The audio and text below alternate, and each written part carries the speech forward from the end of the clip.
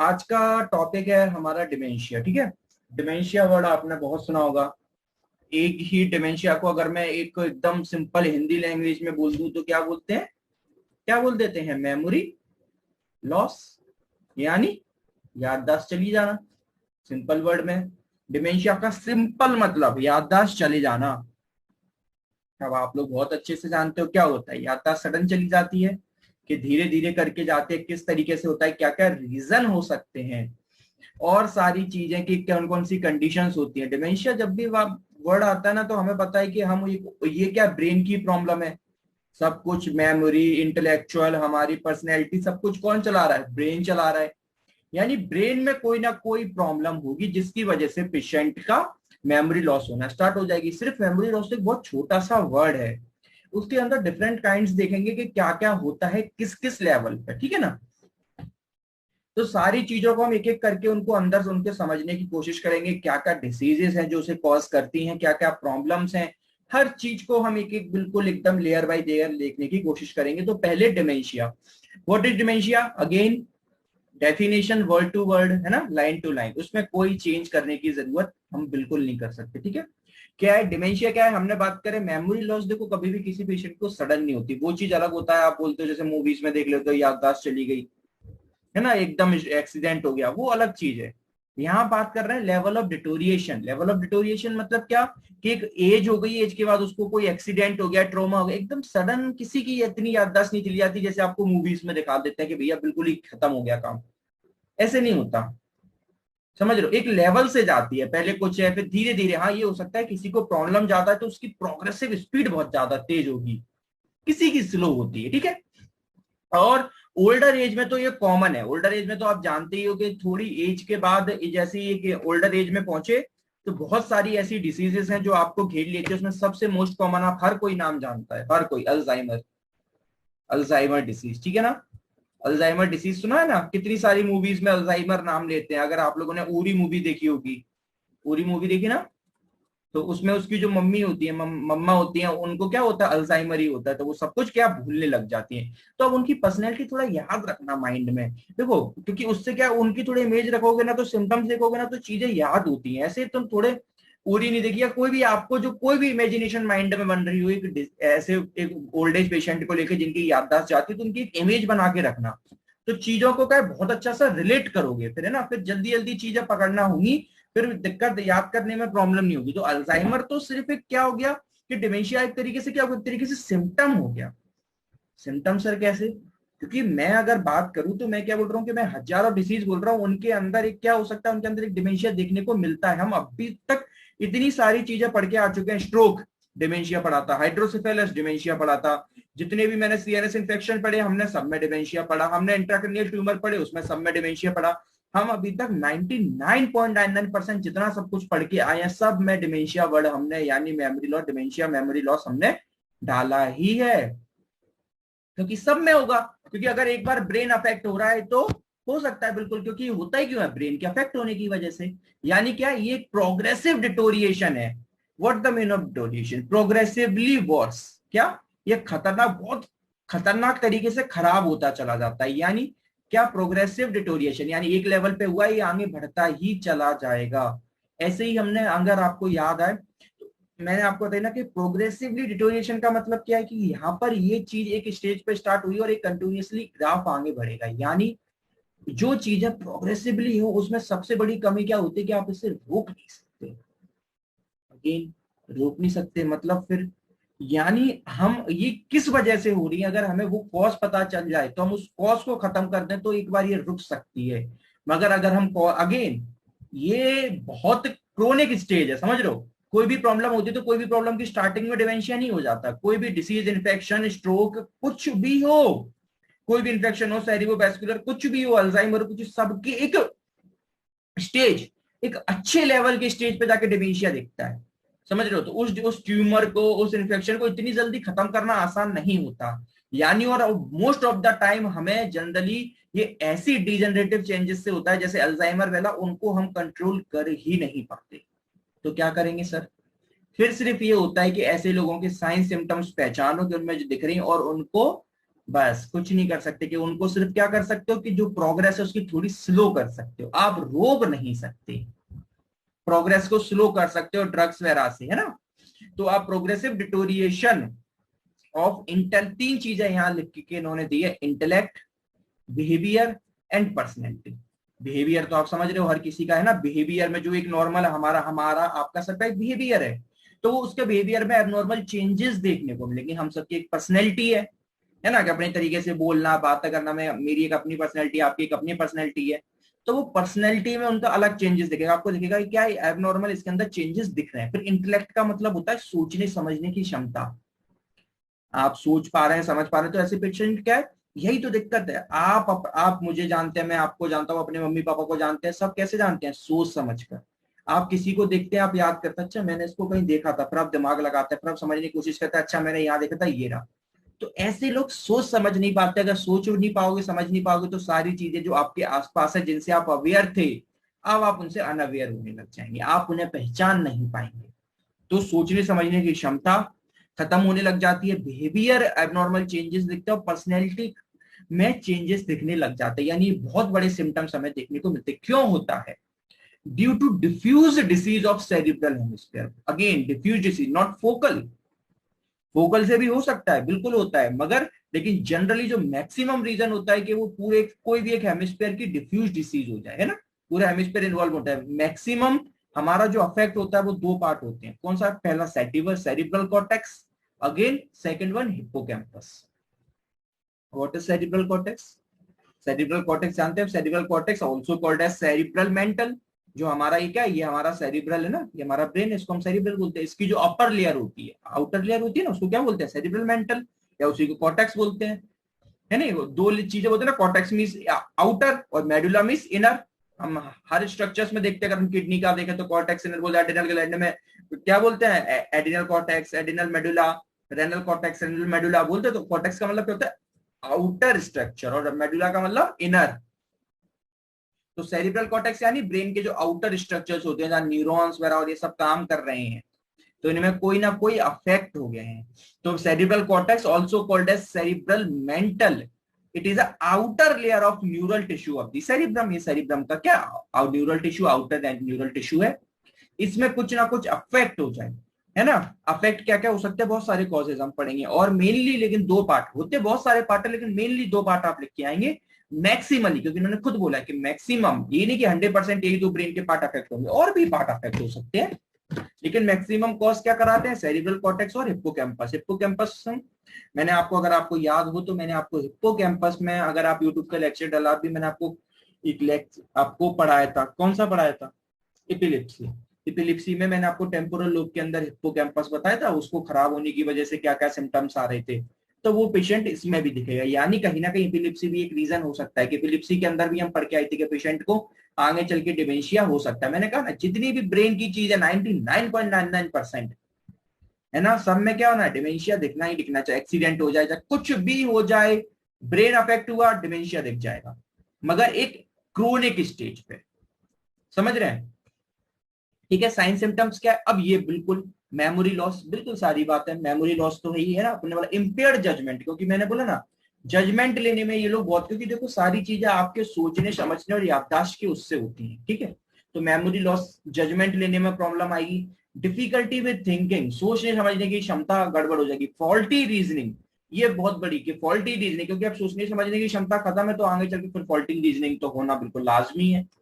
तो faulty reasoning दिखेगा इन patient में, इनअप्रोप्रिएट बिहेवियर, ये बहुत बड़े साइंस हैं। अगर आप ये साइन पकड़ लोगे ना, तो हमारी फैमिली को ये बात गलत होती है कि हमारे साथ ऐसा क्यों होगा, ये सोचने से अच्छा होता है कि अगर हमारे साथ ऐसा हुआ तो हम उसे अर्ली स्टेज में पकड़ के उसे हम ठीक कर सकें। समझ रहे हो? ये कभी मत जिंदगी में सोचा करो कि ये मेरे साथ नहीं होगा।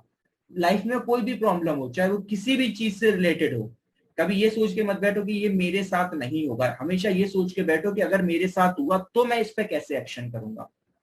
तो ये मेरे साथ हो, या फिर जो हमारे ओल्डर एज पेशेंट हमारे अराउंड है, तो उनको नोटिस करो कि उनके अगर ऐसे साइन सिम्टम्स दिख रहे हैं, तो उन्हें पकड़ो और उनको पकड़ के इन सिम्टम्स को पकड़ो। अच्छा कि ये सिम्टम्स है, उन सिम्टम्स को पकड़ के समझो, समझने के बाद उन्हें डॉक्टर्स को दिखाओ। तो क्या हो जाएगा कि वरना ये प्रोग्रेसिव है, आप नहीं दिखाओगे, और देखो, और जो इंसान को होता है वो खुद कभी नहीं बताता। मैं आपको बताऊं 90% इसका फैलने का रीजन मालूम क्या है? आपकी मेमोरी लॉस हो, आपको ऐसा प्रॉब्लम होगी ना, आप क्या बोलोगे, अरे कुछ नहीं, कुछ दिन की प्रॉब्लम है, धीरे धीरे ठीक हो जाएगी, धीरे धीरे ठीक हो जाएगी। एक्यूट स्टेज में हम खुद नहीं बताना चाहते, और हमारे आसपास की फैमिली में किसी को होता है, हम पकड़ते भी तो हम खुद नहीं बोलते, अरे हो गई होगी, भूल गए होंगे रख के, बार बार हो रहा है, चाबी रख के एक जगह पे भूल रहा है, एक बार दो बार ठीक है, 10 बार, हर बार, लेकिन हम क्या बोलते हैं, अरे ठीक है कुछ नहीं, एज ज्यादा हो रही है, होता है वो तो भूलने की। तो ये ऐसी बातें कर करके हम अपने पेशेंट्स को कंप्लीटली खराब कर देते हैं, और हम उसे फिर एक ऐसी स्टेज पे पकड़ते हैं जहां सब कुछ एंड हो चुका होता है। ठीक है, तो हमें इन सिम्टम्स को देख के उसको अर्ली स्टेज पे पकड़ना होता है, क्योंकि इसका ट्रीटमेंट आप जो कुछ पढ़ेंगे वो सिम्टम बेस्ड होगा, क्योंकि प्रोग्रेसिव डिसीज का कोई ट्रीटमेंट हमेशा समझ रहे हो ना, आप उसको रोक नहीं सकते, बस आप उसकी ग्रोथ को, आप उसकी प्रोग्रेसिव के लेवल को स्लो कर सकते हो, और सिर्फ जो सिम्टम्स आ रहे हैं उस पर काम कर सकते हो। तो faulty reasoning, inappropriate behaviour, loss of communication skills, सीधी सी बात है, बिहेवियर चेंज होगा तो जो आज हम एक दूसरे से कम्युनिकेट कर पा रहे हैं, किस वजह से कर पा रहे हैं, क्योंकि हमारा एक प्रॉपर बिहेवियर है, उससे हम एक दूसरे से अच्छे से बात करते हैं, सोचने समझने की क्षमता है, मैं समझ पा रहा हूँ कि आपके साथ कैसे कम्युनिकेट करना है, वो लोग नहीं कर पाते हैं। सबसे अगली चीज, disorientation to place and time, आपने अगर उरी वगैरह देखी तो आपने देखा वो भूल जाते हैं वो कहाँ पर है, क्या समय हो रहा है, मैं कहाँ पर हूँ, मेरा नाम क्या है। डिसओरिएंटेशन होना स्टार्टिंग में, बार बार है ना, बार बार समय भूल जाना, बार बार भूल जाना, अच्छा मैं कहाँ पे हूँ एकदम, तो इस तरीके से। और फिर ये सारी चीजें तो आपको देखेंगी, गेट मोटर बैलेंस प्रॉब्लम, है ना, प्रॉब्लम, क्योंकि जब उसका ब्रेन प्रॉपर वर्क नहीं कर रहा ना, तो पेशेंट को चलने में, बैलेंस करने में, खड़े होने में, इन सब में प्रॉब्लम आती है। डायरेक्टली रिलेशन मोटर वगैरह से वैसे नहीं हुआ, मगर इनडायरेक्टली यहाँ क्या हो गया, क्योंकि आप खुद देखो, मैं आपको सिंपल बोलूं, आपके माइंड में आप प्रॉपर अच्छे से नहीं सो, एकदम ऐसे ऐसे समझ लो एक रात नहीं सोए, अगले रात को आप जब चलोगे ना, आपको खुद आपको लगेगा जैसे बैलेंस लूज हो रहा है। तो क्या नहीं सोने से क्या मसल्स की पावर खत्म हो गई क्या? नहीं, मगर आपकी साइकोलॉजी आपकी फिजियोलॉजी को पूरा क्या करती है, psychology is always attached with your physiology, आपकी पूरी साइकोलॉजी आपके फिजियोलॉजी को लेके चलती है। जहां भी आपके मेंटली थोड़ा बहुत भी ये सारी चीजें होती हैं, आपकी बॉडी डिसबैलेंस होना स्टार्ट हो जाती है, आप खुद फील करते हो, सिर्फ एक रात मत सोना, आपको खुद फील होने लग जाता है, अरे जैसे बैलेंस नहीं दिखना, चीजें प्रॉपर नहीं दिखेंगी, आवाज नहीं सुनाई देगी प्रॉपर, अजीब सा लगेगा, लगे ना फटाफट सो लो, नींद पूरी कर लो। तो वो तो क्या एक बिल्कुल एक्यूट भी नहीं हुआ, प्रो एक्यूट फेज में, एकदम प्री एक्यूट फेज में आप कुछ भी नहीं था आपको, फिर भी आपको बॉडी की फिजियोलॉजी डिस्टर्ब होने लग गई। तो इन लोगों में तो आप समझ ही लो, मोटर बैलेंस, हेल्यूजिनेशन है होना स्टार्ट होता है। हेल्यूजिनेशन का मतलब होता है आभास होना, दो टाइप के होते हैं, विजुअल और ऑडियो, और तीसरे भी होते हैं टेक्टाइल। तीन हेल्यूजिनेशन होते हैं, तीन टाइप के, याद रखा करो। कौन कौन से सर? बोले विजुअल, विजुअल के बाद ऑडिबल, और थर्ड वन टेक्टाइल। विजुअल मतलब जो चीजें नहीं है वो दिखने लग गई हैं, ऑडिबल मतलब जो आवाजें नहीं है वो उन्हें सुनाई दे रही हैं, टेक्टाइल मतलब क्या, कि अब वो इंसान दिखाई भी दे रहा है, उसकी आवाज भी सुनाई दे रही है, और उसे महसूस भी हो रहा है कि उसे छू रहा है। आप लोग देखते ना, जैसे मूवीज में भूत वगैरह दिखना और ऐसे आसपास रिलेटेड चीजें कि ऐसे, और वो मुझे छू रहा है, टच कर रहा है, तो वो सब क्या हेल्यूजिनेशंस होते हैं in the language of scientific, science की लैंग्वेज में, ठीक है, उसे हम हेल्यूजिनेशन बोलते हैं। एगिटेशन, एगिटेशन का मतलब क्या होता है, स्टेट ऑफ एंजाइटी, एंजाइटी की स्टेट, हमेशा ये लोग ऐसे, और ऐसे लोग बहुत डिप्रेशन में चले जाते हैं, ठीक है। और या मतलब दोनों चीजें होती है कि ऐसे लोग डिप्रेशन में चले भी जाते हैं, और एक ओल्डर एज लोग जो डिप्रेशन में हो जाते हैं, जिनके बच्चे छोड़ गए, बच्चे नहीं मान रहे, उनको अलग डाल दिया, तो वो डिप्रेस हो गए, तो उनमें उसका रीजन हो जाता है। तो अभी हम रिस्क फैक्टर पढ़ते हैं, क्या होता है, सबसे बड़ा रिस्क फैक्टर होता है इसकी एज। अब तो 65 इसमें लिखा है, आप तो समझ लो आजकल तो 55-60 के ऊपर ही दिखने लग गया है लोगों में, क्योंकि एज छोटी हो गई है आजकल। 65 तो कोई जी भी नहीं रहा है आजकल, क्या हो गया, 60 मैक्सिमम लिमिट हो गई है, अगर आप अपने अराउंड देखो, आसपास ही हो रहा है। तो 50-55 में ही चीजें दिखना स्टार्ट हो गई हैं। अगर आप 65 लिख के आएंगे, क्योंकि अभी बुक में 65 है, ठीक है। सेक्स में क्या, मेल्स में ज्यादा है। अब आप पूछेंगे सर मेल में क्यों ज्यादा है, क्योंकि मेल में बीपी ज्यादा होती है, मेल में शुगर डायबिटीज होते हैं, मेल में कोलेस्ट्रॉल ज्यादा होता है। कोलेस्ट्रॉल फीमेल में भी होता है, लेकिन मेल में एज कम्पेयर टू ज्यादा होता है, क्योंकि इसके जो नीचे के सारे रीजन है वो मेल वाले आपको ज्यादा दिखेंगे। और सबसे बड़ी चीज है जेनेटिक बहुत होती है, ये बात याद रखना, ये जेनेटिक बहुत ज्यादा होती है, क्योंकि उसके प्रॉपर रीजन नहीं है हमारे पास, है ना। क्योंकि कुछ डिसीज के सिम्टम्स की वजह से हम बोल देते हैं, कभी कभी हमें पता ही नहीं चलता कि क्या प्रॉब्लम हुई है, उसकी वजह से डिमेंशिया हो गया, नहीं पकड़ पाते हम, ठीक है। तो बीपी, शुगर, कोलेस्ट्रॉल, ओवरवेट, कुछ ड्रग हैं, है ना, बहुत सारे ड्रग होते हैं जिनके एडवर्स इफेक्ट की वजह से याददाश्त पर फर्क पड़ता है, smoking, alcohol, depression, even HIV infection. ध्यान रखना, मैंने बोला ना एचआईवी का इन्फेक्शन क्या है, क्रोनिक स्टेज पे, नॉट एक्यूट। ध्यान रखना, कोई भी इन्फेक्शन क्रोनिक स्टेज पे, जब एचआईवी बहुत क्रोनिक हो जाता है तो वो ब्रेन तक इन्फेक्शन पहुंचा देता है अपना, तब जाकर एचआईवी का इन्फेक्शन आपको प्रॉब्लम कॉज करता है। ठीक है, हेड इंजरी यानी कोई भी ट्रोमा हो जाए, ए ट्रोमेटिक या ए ट्रोमेटिक यानी इन्फेक्शन वगैरह। ठीक है, सबसे बड़ी चीज अगर आप ये पकड़ लो, सबसे गोल्डन ये डेवलपमेंट ऑफ सिम्टम्स, तो आप अपने पेशेंट को बचा सकते हैं। पेशेंट में इस तरीके से चीजें नजर आती हैं, आपने अगर उसको कोई भी जल्दी स्टेज पे पकड़ लिया तो आप अपने पेशेंट को बचा सकते हैं। और ये ट्री बनाना बहुत इंपॉर्टेंट है, बिल्कुल इसको जब एग्जाम में लिख के आए तो इस तरीके से एक पॉइंट, फिर इस तरीके से एरो करके, फिर दो, इस तरीके से बना के आए पूरे पेज में, तो सीधे नंबर मिलते हैं। ये बहुत इंपॉर्टेंट एकदम हेडिंग है इस चैप्टर की। ठीक है, समझते चलना, टोटल 5 ही हैं। पहला है, पहला क्या है, इंट्रोसेप्टिव अनश्योर ऑफ सेल्फ, मतलब क्या, इंट्रोसेप्टिव का मतलब क्या होता है, examination of own thought and feeling. वो ना अपने आप की जो खुद की फीलिंग्स है, थॉट्स हैं, उनसे अनश्योर होने लग जाता है। समझ रहे हो, वो कुछ सोच रहा है फिर कुछ टाइम बाद भूल गया, तो वो धीरे धीरे, ये बिल्कुल ये कैसा प्रोग्रेसिव है, पेशेंट को सबसे पहले ये होता है, फिर ये होगा, फिर ये होगा, ये क्या प्रोग्रेसिव है। तो इस तरीके से सिम्टम्स नजर आते हैं। तो सबसे पहले सिम्टम्स क्या, पेशेंट को खुद में नजर आएगा, और इस स्टेज को पेशेंट पकड़ लेता है, लेकिन पेशेंट बताना नहीं चाहता। क्यों? क्योंकि दो मैटर बहुत बड़े होते हैं। आप इमेजिन करोगे, इंडिया में सबसे बड़ी चीज बड़े होना एक बहुत बड़ा बड़ापन है, कि आप बड़े हो गए हो तो आप आपको कुछ नहीं होगा। हम ऐसे घर वाले सोच के कि वो सोचे ना क्योंकि बड़े, तो इस चक्कर में एक हमारी इंडियन मेंटेलिटी बता रहा हूँ कि इंडियन में ये क्यों कॉमन हो जाता है, क्योंकि वो बताना नहीं चाहते, क्योंकि वो चाहते हैं हम छोटों पे बर्डन क्यों डालें, ये सब करें, अरे ठीक है आप अभी बताएंगे तो वो क्या सोचेंगे। तो इस चक्कर में एक तो पहली चीज ये हो जाती है, इसको नहीं पकड़ पाते। तो दूसरी चीज, अगर पकड़ने की कोशिश भी करते हैं तो बोलते हैं अरे कुछ दिन है, ठीक हो जाएंगे बाद में, नॉर्मल ऐसे ही तो भूल रहे हैं। तो ये ऐसी स्टार्टिंग की एक दो स्टेजेस पे हम पकड़ लें तो हम पेशेंट को आगे प्रोग्रेसिव होने से बहुत ज्यादा बचा सकते हैं। ठीक है, स्लो करा देंगे रेट।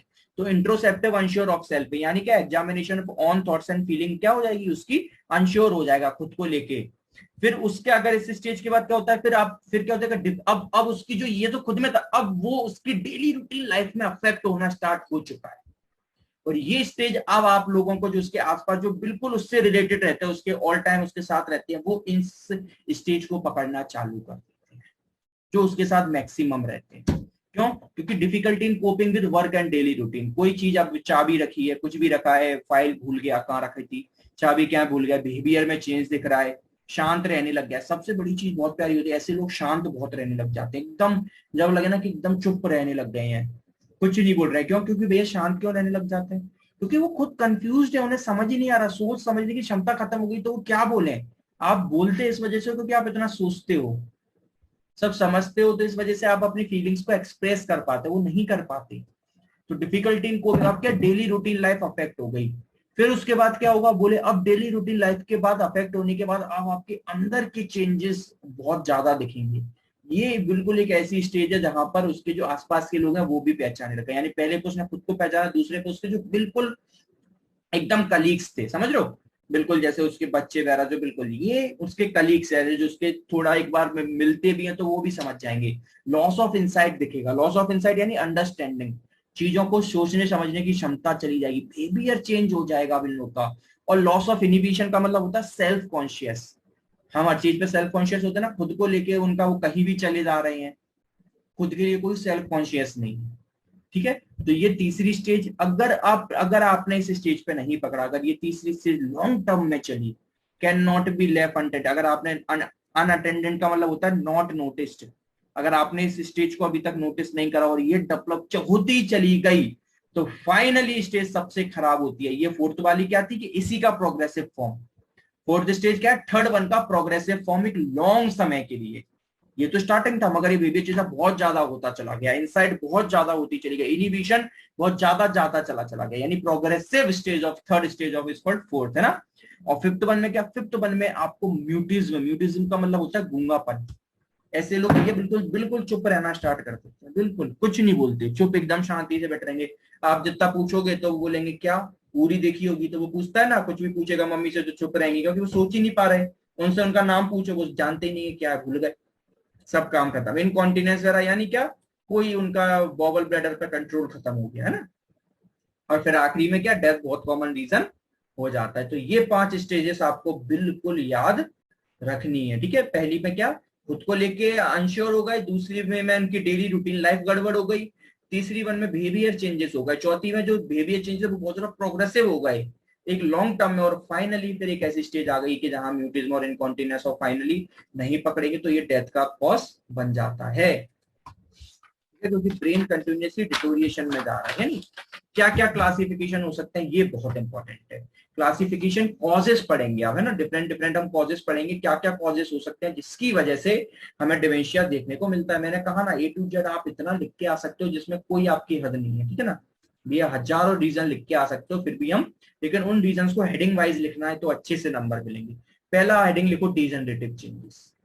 डीजनरेटिव यानी ब्रेन डिजनरेट हो रहा है, ब्रेन क्या हो रहा है, डीजनरेट हो रहा है। और ये डीजनरेट कब होता है, एक एज पे जाने के बाद, यानी ये एज रिलेटेड। इसमें इसलिए आप सबसे मोस्ट कॉमन अल्जाइमर, जब भी सुना है अल्जाइमर वर्ल्ड एक ओल्ड एज में, क्योंकि 60% डिमेंशिया का अकेला रीजन अल्जाइमर ही होता है, सोच लो। और ये ओल्ड पेशेंट में after 60-65 near about 50 to 60%, even उससे भी ज्यादा पेशेंट लोगों को अल्जाइमर के एक्यूट सिम्टम्स दिखने लग जाते हैं।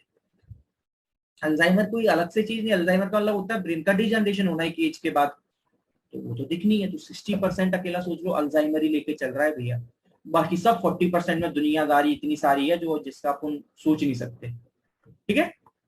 सेकंड वन अल्जाइमर, डीजनरेटेड के अंदर पहला अल्जाइमर होता है, दूसरा पिक डिसीज होता है। पिक डिसीज भी ऐसे अल्जाइमर के जैसा ही होता है, उसमें भी ब्रेन का डिजनरेशन होना स्टार्ट होता है।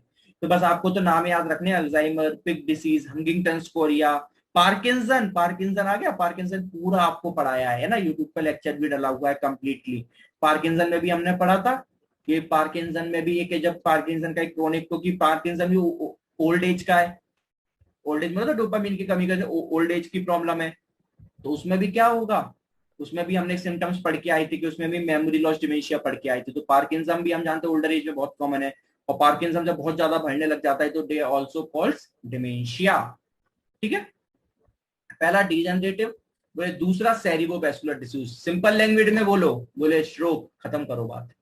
सेरिब्रोवैस्कुलर, यही तो स्ट्रोक पूरा यूट्यूब पर अपलोड करा है मैंने, पढ़ना। सेरिब्रोवैस्कुलर आपको बताया था, क्या बताया था कि उसमें ब्रेन के पर्टिकुलर पार्ट पे क्या ब्लड सप्लाई नहीं पहुंच पा रही, ब्लड सप्लाई नहीं पहुंच पा रही यानी ऑक्सीजन नहीं पहुंच पा रही, ऑक्सीजन नहीं पहुंच पा रही यानी वो पार्ट डिटोरिएट होने लग जाएगा, यानी खत्म होने लग जाएगा। तो अब जो पार्ट खत्म होगा उसका जो फंक्शंस होंगे वो लॉस होंगे। तो सेरिब्रो स्ट्रोक में भी हम साइन सिम्टम्स में मेमोरी लॉस पढ़ के आए थे। तो मल्टी इन्फार्क्ट एथेरोस्क्लेरोसिस मैंने आपको बताया भी था। एथेरोस्क्लेरोटिक मतलब क्या था कि जो आर्टरी थी उसके अंदर क्या हो रहा था, आर्टरी के अंदर एक डिपोजिशन हो रहा था फैट कोलेस्ट्रॉल वगैरह का, जिसकी वजह से क्या प्रॉपर ब्लड सप्लाई नहीं हो पा रही थी। तो मल्टी इन्फार्क्ट डिमेंशिया है ना, एथेरोस्क्लेरोसिस या सब कॉर्टिकल वेस्कुलर डिसीज, यानी ब्रेन के सब कॉर्टिकुलर पार्ट में कोई वेसल्स की डिसीज हो गई, ठीक है। तो ये आपके सेरिब्रोवैस्कुलर डिसीज।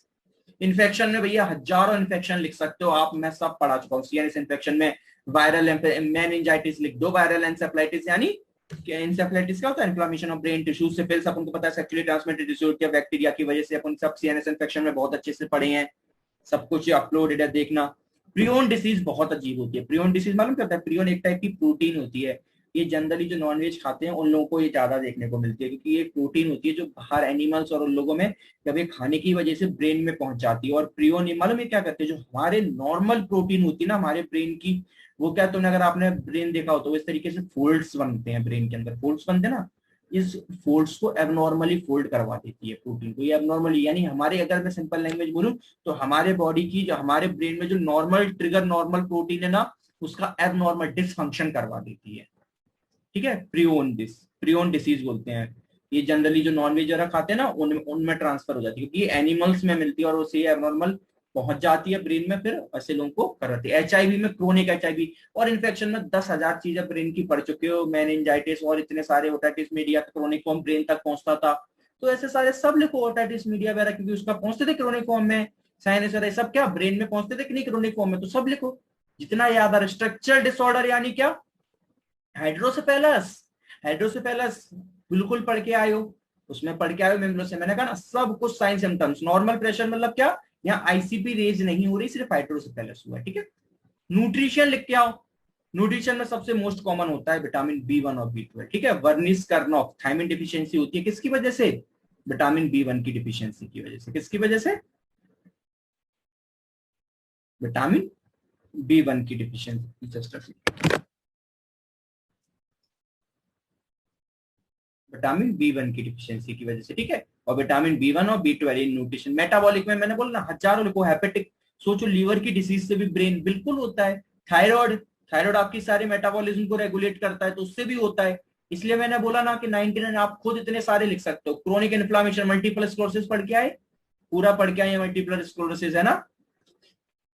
वेस्कुलाइटिस, वेस्कुलाइटिस यानी इन्फ्लामेशन ऑफ द ब्रेन, वो क्या बोलते हैं आपकी जो वेसल्स जो ब्रेन को सप्लाई कर रही हैं, ठीक है। ट्रोमा में क्या आपकी हेड इंजरी वगैरह, और आपके ये सारे हेड इंजरी और आप ये सब इसमें लिख सकते हो। बाकी आखिरी में ट्यूमर में आप ट्यूमर लिख दो, सब फ्रंटल मेनिंजियोमा यानी आपके ब्रेन ट्यूमर, सीएनएस के इंट्राक्रेनियल ट्यूमर्स। और ये सब आपके किसके कॉज हैं? ये सारे के सारे एपिलेप्सी वगैरह, बाद में सारी की सारी चीजें। अगेन मैं बार बार वही बात कर रहा हूँ कि ये सब, इसमें सबसे बड़ा फायदा आपको यही है कि आप इसमें कितने भी लिख के आ सकते हैं कि हर प्रॉब्लम कोई ना कोई उसमें कॉज कर रही होती है, ठीक है। और ऐसी बहुत सारी प्रॉब्लम जो नर्व को अफेक्ट करती है, तो वो भी कहीं ना कहीं आगे चल के, क्योंकि मल्टीपल स्क्लेरोसिस में क्या था, नर्व की तो अफेक्ट हो रही थी आपकी माइलेज, जो नर्व की माइलिन सीथ थी, ठीक ना, उसमें स्क्लेरोटिक बन रहे थे, पूरा पढ़ाया है मैंने आपको, ठीक है। अब बेस्ड ऑन साइट, ये मोस्ट इंपॉर्टेंट है। बेस्ड ऑन साइट मतलब सर कि ब्रेन का कौन सा पार्ट पर्टिकुलर अफेक्ट हो रहा है। अब ब्रेन का जो पार्ट अफेक्ट होगा उसके वही सिम्टम्स देखने को मिलेंगे पर्टिकुलर, क्योंकि ये फोकल हो गया ना। ब्रेन का जो पार्ट अफेक्ट होगा तो जो पार्ट बिगड़ेगा उसके वही सिम्टम्स देखने को मिलेंगे। और उसके बाद हम वो डिसीज पढ़ेंगे कि उस डिसीज की वजह से ब्रेन का पर्टिकुलर यही वाला पार्ट अफेक्ट होता है। तो ये साइट के बेस पर इसके 4 डिवाइड करे गए हैं। पहला, एंटी ब्रेन का अगर एंटीरियर पार्ट इन्वॉल्वमेंट में आ जाए, तो अगर एंटीरियर पार्ट इन्वॉल्वमेंट में आ गया तो कौन सा इन्वॉल्वमेंट में आता है जानते हैं हम? फ्रंटल प्रीमोटर कॉर्टेक्स इन्वॉल्वमेंट में आता है। एंटीरियर कौन? फ्रंटल लोब ही तो है हमारा। और कौन सा है? तो फ्रंटल प्रीमोटर कॉर्टेक्स इन्वॉल्वमेंट में होता है। कौन कौन सी डिसीजेस में देखने को मिलता है ये? अगर एंटीरियर लोब जनरली हाइड्रोसेफेलस,